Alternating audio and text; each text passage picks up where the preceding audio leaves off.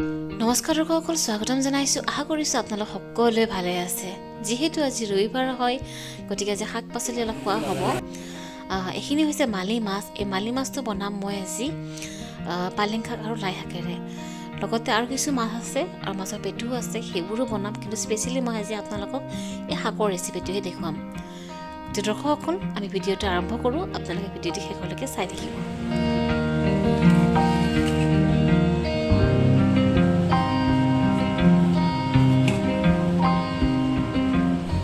দৰ্শকসকল, ইয়াতে আলুখিনি এক্সট্ৰাকৈ বইল কৰি লৈছোঁ আৰু আনফালে মাছখিনি মই ফ্ৰাই কৰি ল'ম।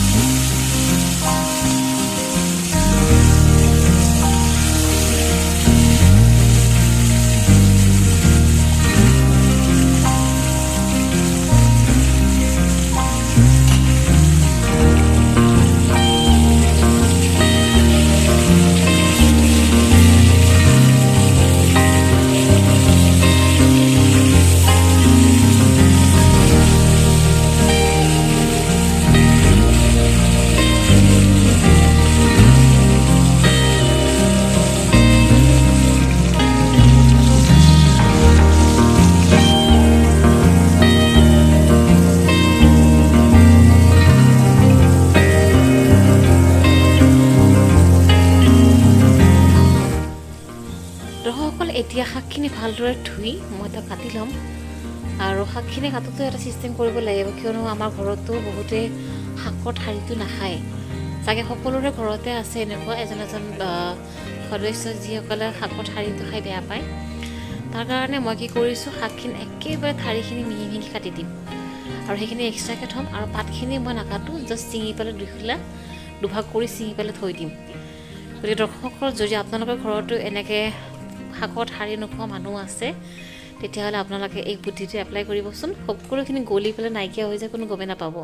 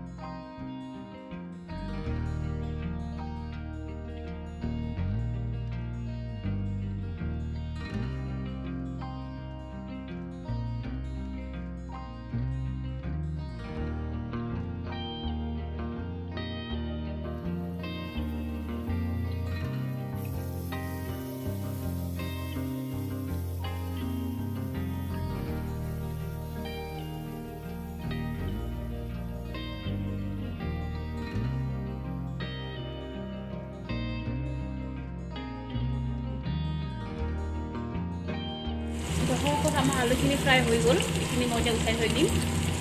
আৰু আনফালে এয়া হৈছে নহৰু, দি চাগে কেমেৰাত, আদা, জলকীয়া, ঘৰৰ জলকীয়া, পিঁয়াজ, নহৰু। এইখিনি হৈছে পালেং শাক, এইখিনি হৈছে লাই শাক। লাই শাকৰ ঠাৰিখিনি এনেকৈ কাটি দিছোঁ, কাৰণ ঘৰত বহুতে ঠাৰিটো নাখায় ডাঙৰ ডাঙৰ হৈ থাকিলে, সেইকাৰণে এনেকৈ দিছোঁ। আপোনালোকৰ ঘৰতো যদি এনেকুৱা মানুহ আছে, তেতিয়াহ'লে সৰু সৰুকৈ দিব, গমেই নাপাব। আৰু আনফালে এয়া মাছ ভাজি হৈ গ'ল। গতিকে তেল মাৰিব লাগে, চাই থাকক আপোনালোক ভিডিঅ'টো শেষলৈকে। দৰ্শকসকল, এয়া মোৰ ঘৰৰ জলকীয়া, আমি ৰোৱা ইয়াতে। এইকেইটাতো কামুৰি খাবৰ কাৰণে খুব ভাল হৈছে। এইটো নহয় দেই, এইটো কেনেকুৱা। আৰু আনফালে তেল গৰম হৈ আছে। একেখিনি তেলতে পিঁয়াজখিনি দি দিছোঁ।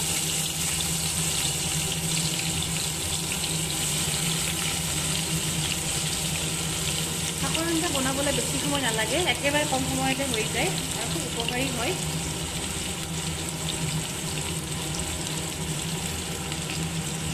এতিয়া মাজে মাজে আপুনি লৰাই দিবি, হৈ যাব আৰু আঞ্জাখন।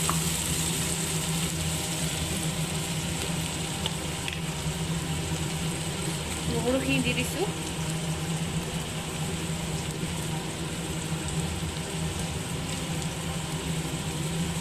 আদাখিনিও দি দিলোঁ।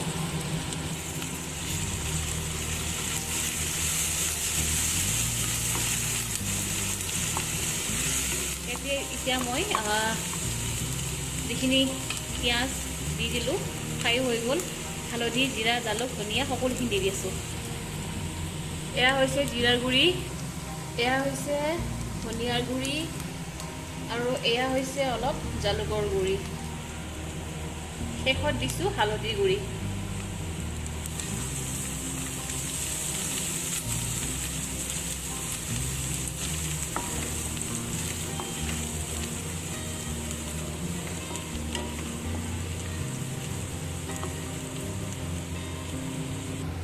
মছলাখিনি প্ৰায় ফ্ৰাই হৈ গৈছে।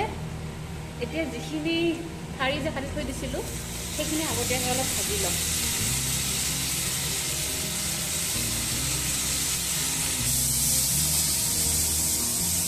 এইখিনি প্ৰথমতে অলপমান লৰাই ল'ম, ঠাৰিখিনি অলপ সিজি যাব। মই এতিয়ালৈকে নিমখ দিয়া নাই, শেষতে দিম।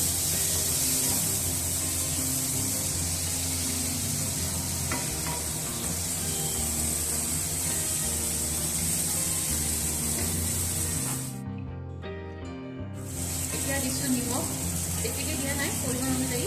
পিছত লাগিলে আৰু অলপমান দিম।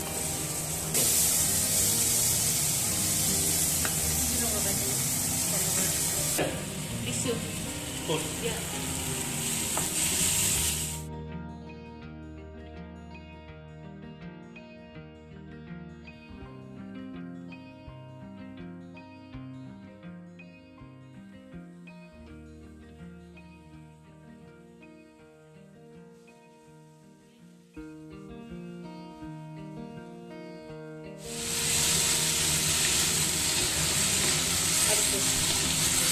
দৰ্শকসকল দেখিছে প্ৰায় শাকৰ আঞ্জাখন হৈ আহি আছে।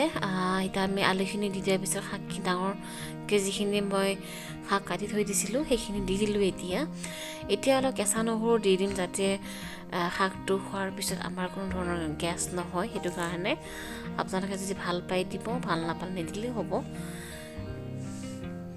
আৰু এতিয়া কিছু সময় তাৰ কাৰণে লৰাই মই গৰম পানী কৰি থৈ দিছোঁ, গৰম পানী ইউজ কৰিম।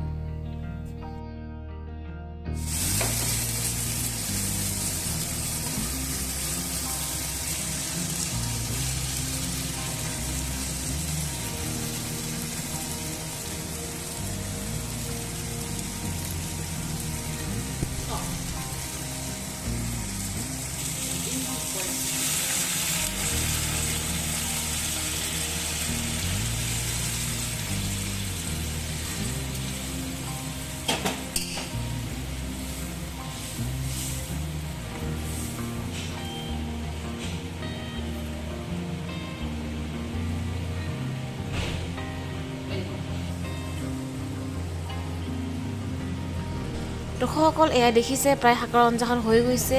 পানীখিনি দি দিলোঁ, এতিয়া মাছখিনি দি দিম, যিহেতু আমাৰ পানীখিনি উতলি আহিছে। আৰু এনেদৰে মই আজি আপোনালোকক মালি মাছেৰে লাই শাকৰ আৰু পালেং শাকৰ আঞ্জাখন সুন্দৰকৈ বনাই দেখুৱালোঁ। আপোনালোকেও ট্ৰাই কৰি চাব, কেনেকুৱা পায় মোক কমেণ্টত জনাব। গতিকে আজিৰ কাৰণে এৰিলোঁ, পুনৰবাৰ লগ পাম আন এটা ৰেচিপিৰ সৈতে। মই পম্পা শৰ্মা, নমস্কাৰ।